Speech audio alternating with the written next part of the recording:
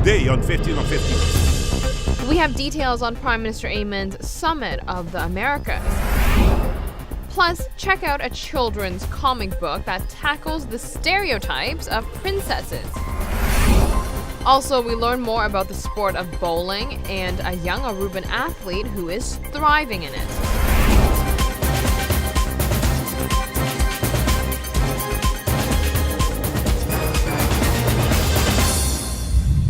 Thanks for joining us. I'm Yentl Lieuw. Recently, the Prime Minister of Aruba represented the Dutch Kingdom in the Summit of the Americas. During the conference mission in Panama, he addressed stakeholders on how business ventures shouldn't solely be dependent on profit, but on sustainable outcome as well. One thing that has been stressed during the Cumbre de las Americas is that Panama and I believe many other countries in the world are looking at new economic models where we have prosperity with equity. In business sense, that would mean that we don't only look purely at the financial results, but also at the sustainability of the results and the equitability of the results, so it can be shared in a way that for a very long time everyone could have the benefit of this development.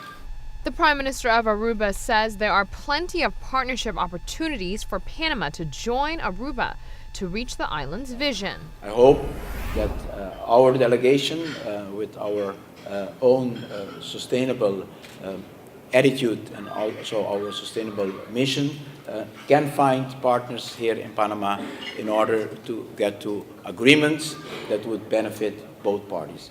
During the Commerce mission in Panama, the Trade Mission Minister from St. Martin was also present with a large delegation.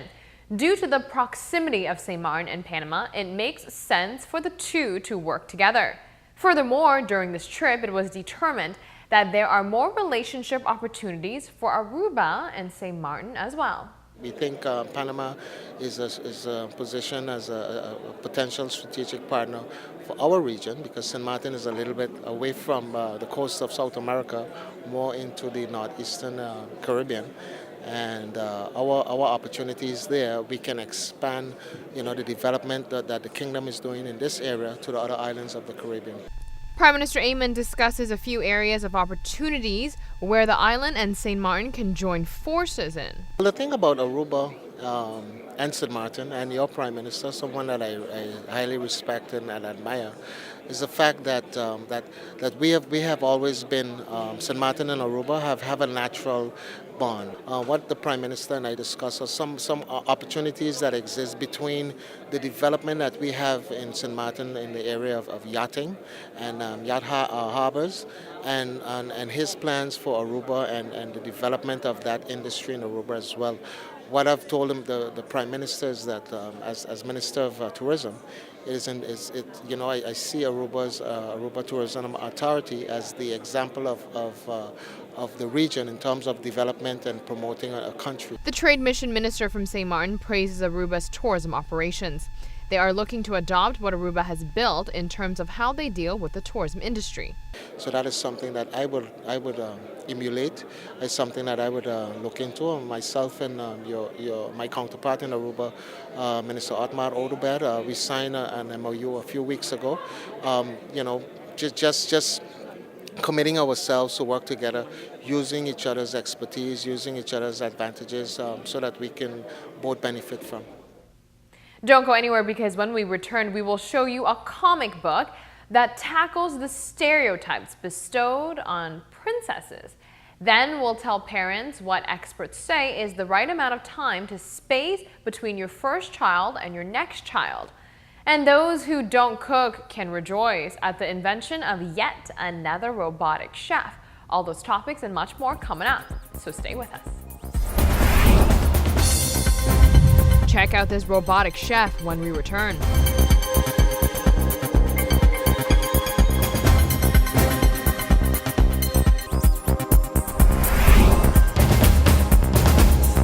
Thanks for staying tuned. You are watching 15 on 15. Little girls love princesses. This is just a fact. So it's quite alarming what some of the messages these female role models are sending to the children.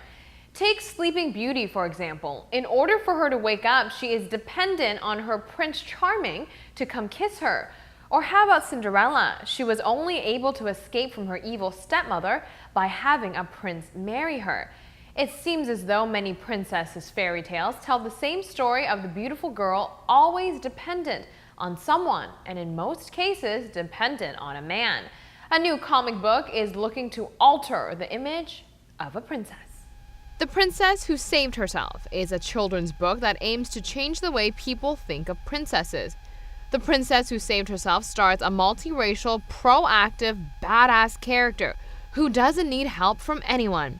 It is printed as a comic book. The creators started a Kickstarter in March asking for 50 grand to print and ship the completed book to anyone who supported the fund. They've since raised more than $110,000. The creators behind the comic book hope Gloria, the protagonist, will be a role model for everyone, not just for little girls. Creators of the comic book say they love the idea of parents reading this book to their little boys as well. Fiction is one of the best ways for people of different backgrounds to learn how to identify with and empathize with each other. Moving forward, after conceiving their firstborn, parents often question when to have their second. Well, here's some insight.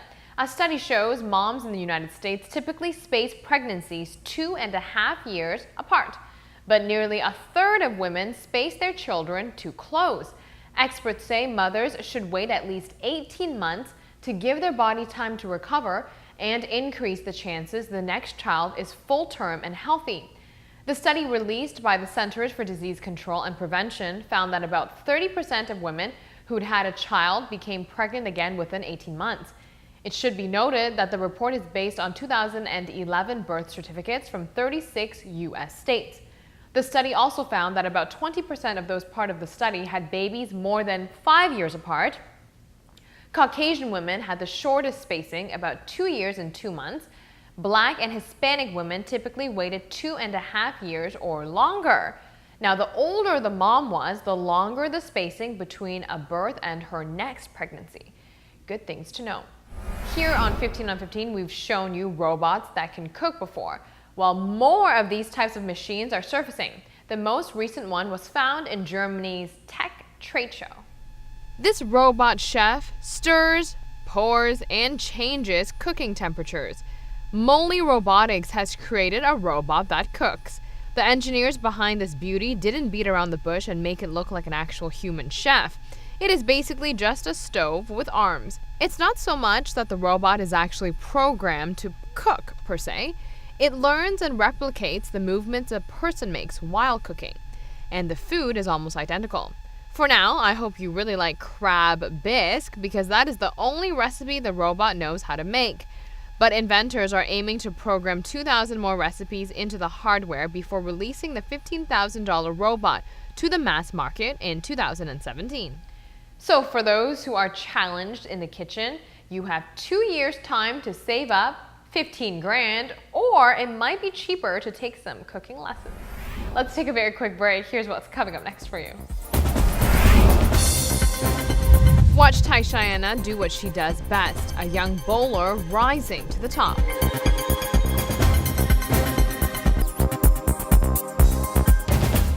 Aruba, we have got a great bowler on our hands. A young talented bowler from Aruba is furthering herself within the sport in the United States. Today, we learn about the athlete and her passion for the sport. Tashaina is a freshman at the University of Maryland Eastern Shore. She was primarily selected for her bowling skills, and at this institution, they only go for the best of the best. Her coach says the young athlete is helping place Aruba on the map in the world of bowling. University of Maryland Eastern Shore is known for recruiting internationally. Again, we recruit the best. You're not just going out to find someone to fill a spot on the team. You're finding the best in the world. And I think that bringing Tashaina here was a big statement.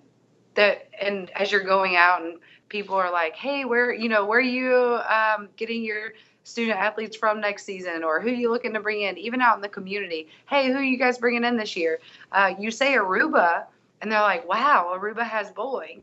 Yes, Aruba has bowling. And you're seeing, again, the China was second in the country for student athletes at NCAA women's bowling. That's huge. Tashina is currently in the top 5 amongst female bowlers in the United States. She may make it look easy, but her performance on the lanes doesn't come easy. It is a lot of hard work. I'm really proud. Like I told my coach a few times, I never thought I would come as a freshman and be in the top 5. I never would expect that.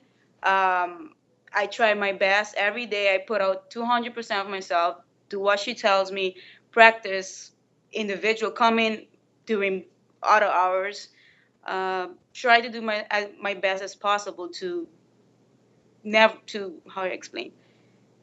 I don't know, just give my best and do what I came for to make my dream happen. Congratulations to Tashina for her success so far, but her journey has only begun. Her and her team are putting in many hours at the lanes in preparation for the next tournament. We will hear more from the talented athlete on the next show. Thanks for watching. 15 on 15 will be back here tomorrow night on Channel 15 ATV with a great lineup of topics, so be sure to tune in. We will see you then.